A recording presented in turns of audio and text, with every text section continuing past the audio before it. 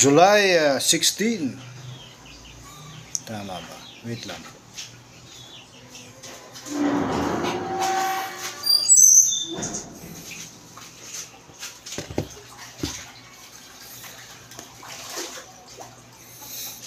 July 16, Pampanga Angeles.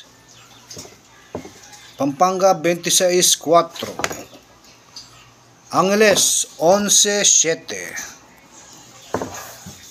So muli po sa Pampanga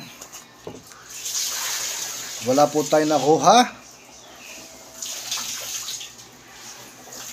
At sa Angeles po wala rin tayong nakuha.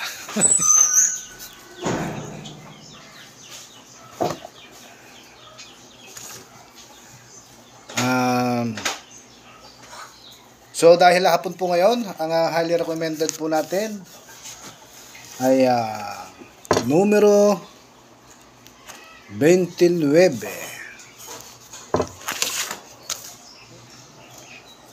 So bago po yun, sa lungsod muna ng Angeles, kada dalawang araw po numero 23, 31, kada tatlong araw po numero 35.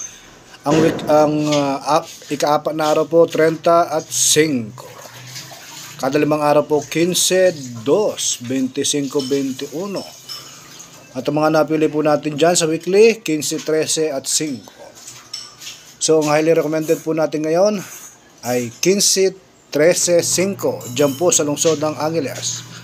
So sana po nakuha po nila, pag-screenshot na lang po 1, 2, 3. Okay, maraming po salamat.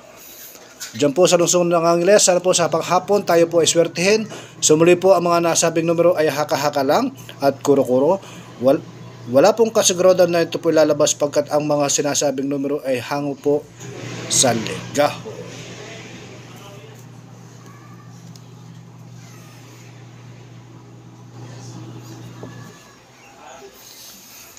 So muli po sa Pampanga,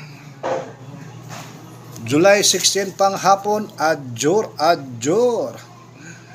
Ay nako, 26-4 ang lumabas. So tinitingnan po natin yung anggulo ng numero na 26 at 4. So ang nangyari po ay wala, hindi po natin alam. So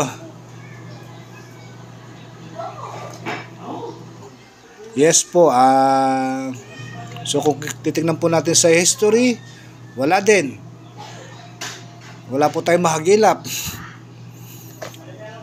So muli po sa lungsod ng Pampanga,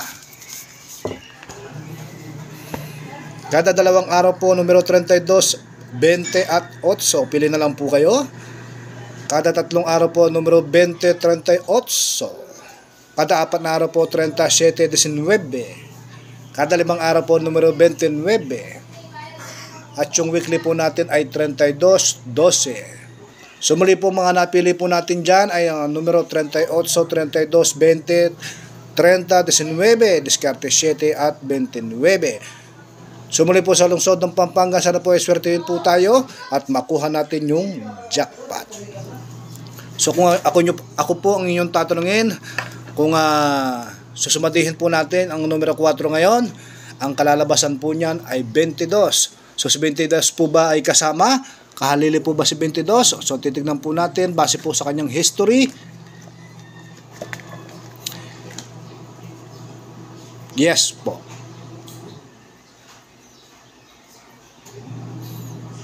Yes po, kasama si 22. So pasok po si 22 kung susumadihin po natin itong 4. So ngayon po ang titingnan po natin yung anggulo na kung saan kung ito po ay sasummarize natin, ang kalalabasan po niyan ay numero 30. So pasok po ba si 30? Yes po, nakadegla po ngayon si 30, numero 30. Yes, kada apat na araw. So meron pa ho tayo ng pangalawang clue.